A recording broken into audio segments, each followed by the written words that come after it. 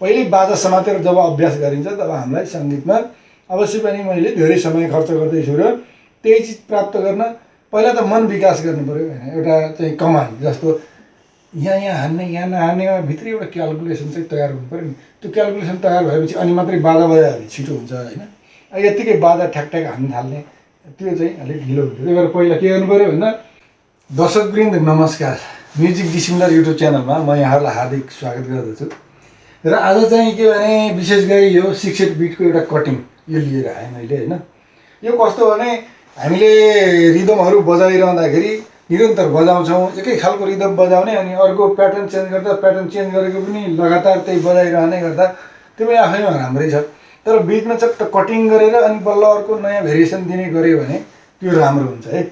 त्यही सन्दर्भमा चाहिँ मैले के भने हामीले कुनै एउटा 6/8 बिटको कुनै रिदम चाहिँ मैले त्यो बिटको रिदमहरू यसभन्दा अगाडिको भिडियोमा तपाईँहरूलाई भनिसकेको छु होइन।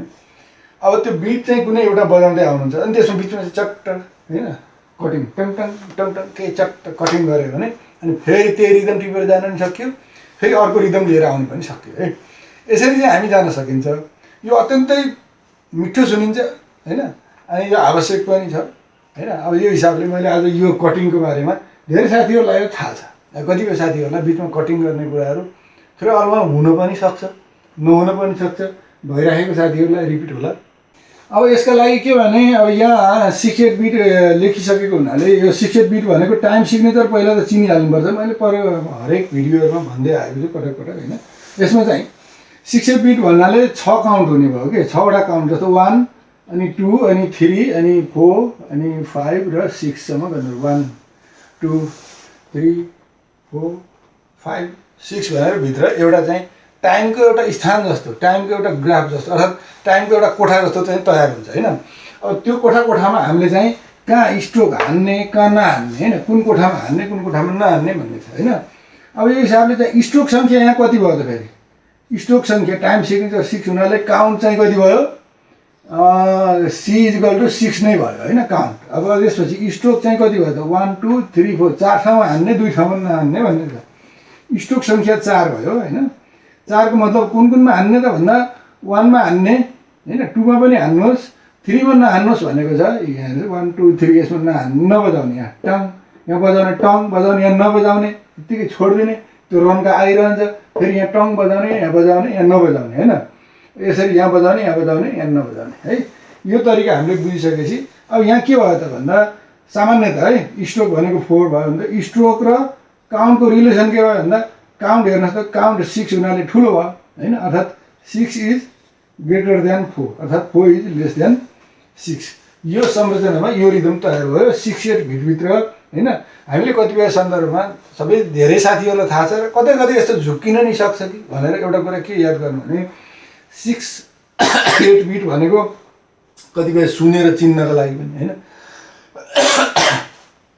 कतिपय गीत सुनेर हामीले चिन्ने क्रममा टङ टङ टङ टङ आयो भने लौ यो त फोफो बिट भयो किनकि 4 चोटि हान्यो भनेर यस्तो झुक्किने गरेको पनि मैले कतिपय साथीहरूले त्यो भन्नुहुन्थ्यो होइन।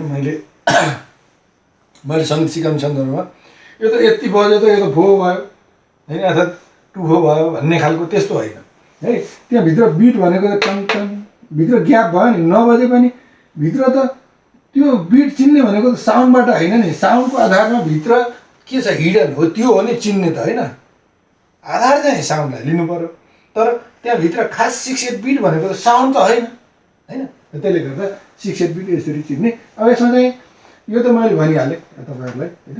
अब यसमा कसरी बजाउने भन्दा अब यहाँ पहिला टी र आई धेरै केही छैन।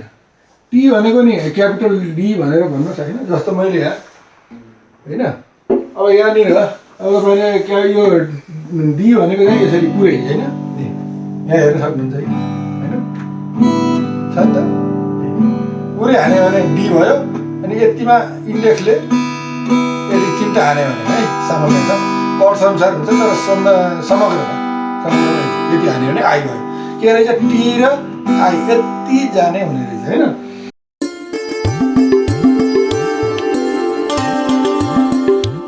अब यसमा के गर्नु पर्यो यो पनि डाउनै रहेछ होइन। त्यसलाई स्मल डी भनेर लेख्नुहोस् होइन। अरू सन्दर्भमा त अब D1 D2 पनि प्रयोग गर्नुपर्ने हुन्छ। त्यही भएर टी र आई भन्नुहोस्। कोही कोहीलाई डाउन डाउन बुझ्नु भएको हुनाले आफ्नो आफ्नो बुझाइअनुसार जाउँ त भन्ने सन्दर्भमा यो पनि बुझ्न सकिने है त।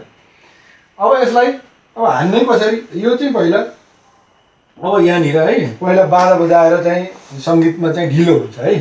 पहिले बाजा समातेर जब अभ्यास गरिन्छ तब हामीलाई सङ्गीतमा अवश्य पनि मैले धेरै समय खर्च गर्दैछु र त्यही चिज प्राप्त गर्न पहिला त मन विकास गर्नु पऱ्यो होइन। एउटा चाहिँ कमान्ड जस्तो यहाँ हान्ने यहाँ नहान्नेमा भित्री एउटा क्यालकुलेसन चाहिँ तयार हुनु पऱ्यो नि। त्यो क्यालकुलेसन तयार भएपछि अनि मात्रै बाजा बजायो भने छिटो हुन्छ होइन।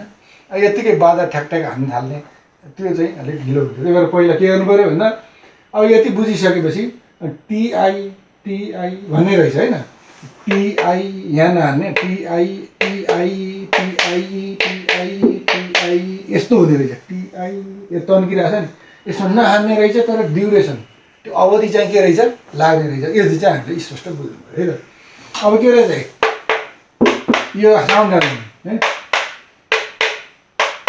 यस्तो जाने रहेछ। फेरि यस्तो 4 भन्नु र यस्तो 4 भन्नु फरक छ। यस्तो 4ले के छ बिट 6 छ होइन। 68/68 भने 6 काउन्ट छ तर स्ट्रोक मात्रै 4 छ भन्ने बतायो। तर कतै गऱ्यो भने यसको के छ काउन्ट पनि 4 छ स्ट्रोक पनि 4 छ भन्ने हुन्छ। त्यो बारेमा नजाउँ, अहिले 68कै कुरा गरौँ कटिङ है त।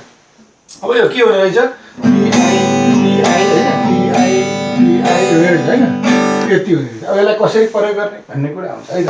अब यहाँ हेरौँ है त। अब यति भइसकेपछि अब टिआई टिआई भनेर विभिन्न दिशा मैले 10 दिशाको त पटक पटक भन्दै आएको छु। हरेक भिडियो मैले भन्नु छोड्दा पनि छोड्दिनँ। 10 दिशा पूर्व पश्चिम उत्तर दक्षिण होइन। आग्नेय नैऋत्य वायव्य ईशान्य 8 भयो, माथि आकाश पाताल 10तिर फर्केर कम्तीमा है, नत्र अरू धेरै फर्केर पनि टिआई टिआई कुनै पनि बिटलाई त्यो भन्यो भने अरू अपरिमित यस्ता बिटहरू सिर्जना गर्ने हाम्रो क्षमता पनि विकास गर्छ होइन। अर्को कुरा के भने यो पनि के फेरि एकचोटि अभ्यास गरेको चिज नि फेरि बस्छ यसरी बस्छ कि फेरि प्रयोग गर्न होइन। फेरि एप्लिकेसनमा ल्याउनको लागि हामीलाई सजिलो हुन्छ है त। यहाँ के रहेछ टिआई टिआई रहेछ होइन। अब यहाँ हेर्नुहोस्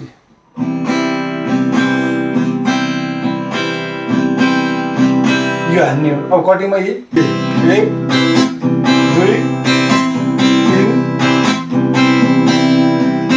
टिआई टिआई गरेर हान्ने है त। साइकल सुरु है त।